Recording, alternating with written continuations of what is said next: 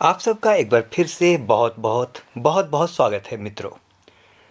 अनुग्रह दैनिक मनन में आप सबों को खुशामदीद कहता हूँ। मित्र, आपके सहयोग और उत्साहवर्धन के लिए बहुत बहुत धन्यवाद देता हूँ। मित्र, जैसा कि आप जानते हैं कि इन दिनों हम मनुष्य के जीवन में आने वाले विभिन्न प्रकार के शापों की चर्चा कर रहे हैं और वचन के प्रकाश में अपने जीवनों का विश्लेषण भी कर रहे हैं। अभी हम कुछ और समय तक विभिन्न प्रकार के शापों की चर्चा करेंगे। मुझे आशा है कि आप बोर नहीं हो रहे हैं। दरअसल यदि मित्र एक बार इस श्रृंखला को रोक दें तो फिर क्या होगा कि ये अधूरा रह जाएगा। इसीलिए मैं प्रयास करूंगा कि जहाँ तक संभव हो हम इस श्रृंखला को पूरा करें। लेकिन मित्र, एक बात और बताना चाहता हूँ। ऐसे कई शाप भी हैं जिनकी चर्चा सोशल मीडिया में खुले तौर पर नहीं की जा सकती है, क्योंकि वाद विवाद भी हो सकता है।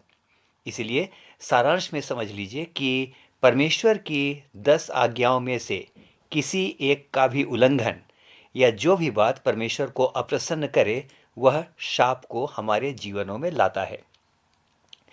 बहुत विशेष निवेदन है कि कृपया आप मेरे लिए निरंतर प्रार्थना जरूर कीजिए।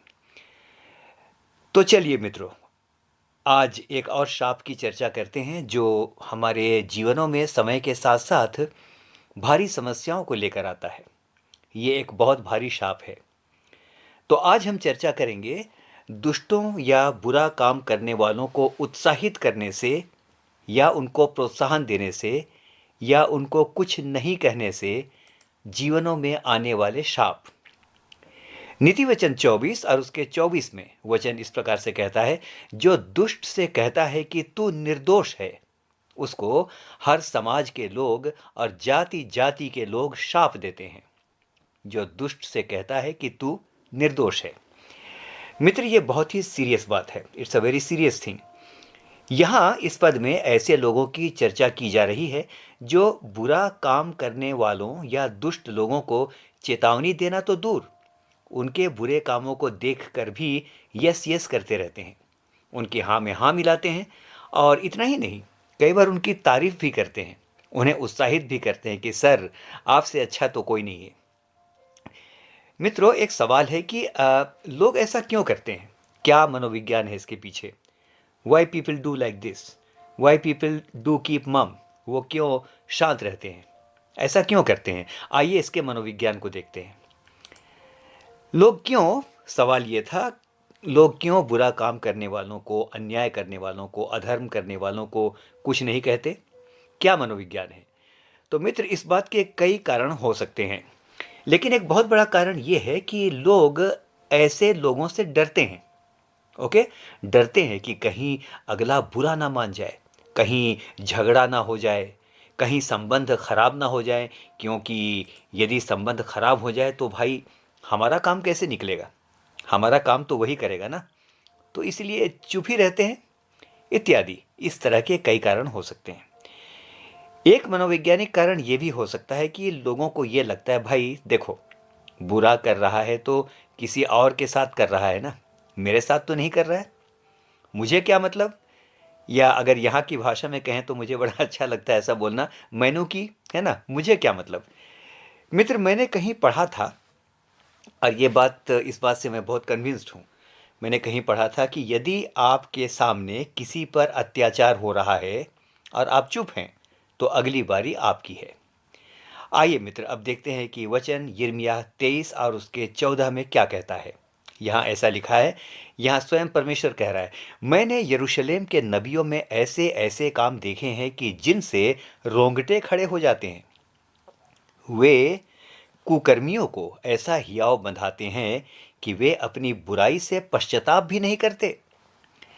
मित्र, यदि आप इसराइलियों का उस समय का इतिहास देखें तो आपको पता चलेगा, थोड़ी गहराई के अंदर यदि वचन का अध्ययन करें तो आपको पता चलेगा कि उनकी दुर्दशा और शाप का बहुत बड़ा कारण ये भी था कि उन्होंने जिनको चिताना चाहिए उन्हें नहीं चिताया।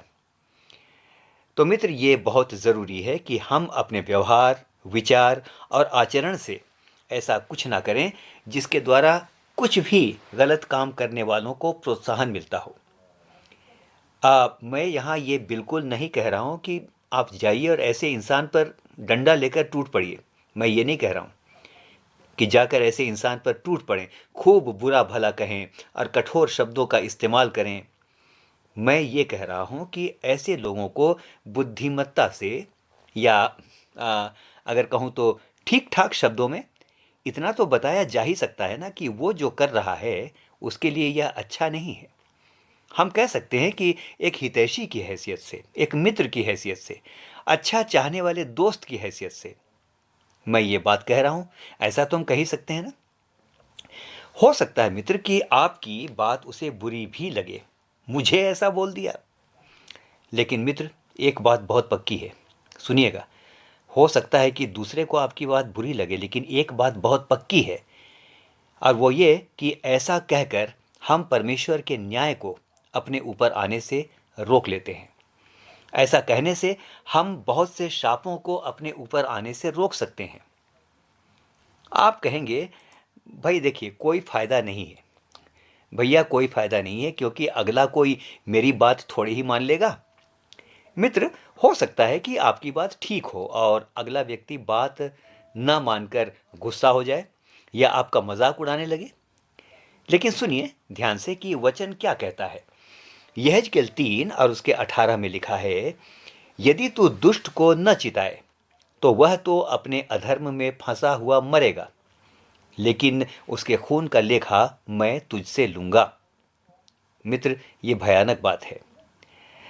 होता यह है कि अन्याय करने वाला, अधर्म करने वाला यदि किसी के विरोध में काम करता है और यदि हम उस व्यक्ति को कुछ ना कहें, तो उस अधर्म के लिए, उस शोषण के लिए हम भी जिम्मेवार हैं और पीड़ित व्यक्ति की आह निश्चय हमें लगती है। आप कहेंगे हम क्यों कहें, हम तो चुप रहेंगे। लेकिन मेरे मित्र, चुप रहना भी एक प्रकार की स्वीकृति है। संस्कृत के एक श्लोक को मैं याद करता हूँ और वो श्लोक कुछ इस प्रकार से है, मौनः स्वीकृति लक्षणम। यानी यदि हम मौन रहते हैं तो ये भी स्वीकृति का या स्वीकार करने का लक्षण है। नीति वचन 28 और उसके 25 में देखिए क्या लिखा है। यहाँ एक बड़ी मज़ेदार बात लिखी है। नीति वचन 28 का 25 वहाँ लिखा है, जो लोग दुष्ट को डांटते हैं उनका भला होता है और उत्तम से उत्तम आशीर्वाद उन पर आता है। मित्र, यहाँ पर डांटने से मतलब कड़वी बात बोलना नहीं है। डांटने से अर्थ प्रेम से समझाना भी तो हो सकता है। मित्र, हो सकता है कि आपका समझाना या डांटना उस व्यक्ति के लिए आशीष का कारण बन जाए। हम क्यों मानकर चलें कि अगला हमारी सुनेगा ही नहीं। आप अपना काम करें, हम अपना काम करें और परमेश्वर को अपना काम करने दें। सच है कि हम शायद किसी को बदल नहीं सकते हैं। ओके, हो सकता है, ये सच भी हो सकता है कि शायद हम किसी को बदल नहीं सकते हैं, लेकिन मित्र खुद को तो ज़रूर बदल सकते हैं ना। खुद को तो बदल ही सकते हैं कि जो हमारी चुप रहने की आदत है उसे छोड़कर हम ज़रूर कुछ कहें ऐसे व्यक्ति को या टोकें, डिसेंटली टोकें। लेकिन ऐसे समय में चुप रहकर या ऐसे व्यक्ति की तारीफ या चापलूसी करने के द्वारा हम अपने ऊपर शाप न लाएं। हाँ, एक बात ज़रूर है, इसको नोट कर लीजिएगा। ये एक दिशा निर्देश है जो कि वचन हम में से हर एक को देता है। एक बात ज़रूर है, सुनिए, ऐसे व्यक्तियों को बार बार नहीं टोकना चाहिए। बार बार मत पीछे पड़ जाइए। तीतुस 3:10 में स्पष्ट रूप से एक मार्गदर्शन हमें मिलता है। तीतुस 3:10 में इस प्रकार से लिखा है, किसी पाखंडी को 1-2 बार, ज़्यादा नहीं है, किसी पाखंडी को 1-2 बार समझाकर उससे अलग रह। मित्र, कोई बुरा मान जाएगा, ये थोड़ा सस्ता सौदा है। सुनिएगा, कोई बुरा मान जाएगा, ये सस्ता सौदा है, लेकिन परमेश्वर बुरा मान जाए, यह बहुत महंगा सौदा है।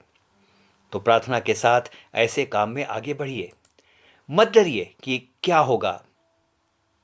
दोबारा कहूं, मत डरिए कि क्या होगा, क्योंकि शायद ऐसा कुछ भी आपके साथ हो सकता है जो नीति वचन 28-23 में लिखा है।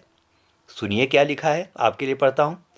यहां लिखा है, जो किसी मनुष्य को डांटता है वह अंत में चापलूसी करने वाले से भी अधिक प्यारा हो जाता है। तो मित्र, ये भी तो मेरी आपकी कहानी हो सकती है। तो आइए ऐसे शाप से बचें, क्योंकि ऐसे व्यक्ति को कुछ न कहना या न चिताना, ये भी हमारे लिए शाप का कारण हो सकता है। हम में से हर एक को परमेश्वर बहुतायत के साथ आशीष दे। आमीन और फिर से आमीन।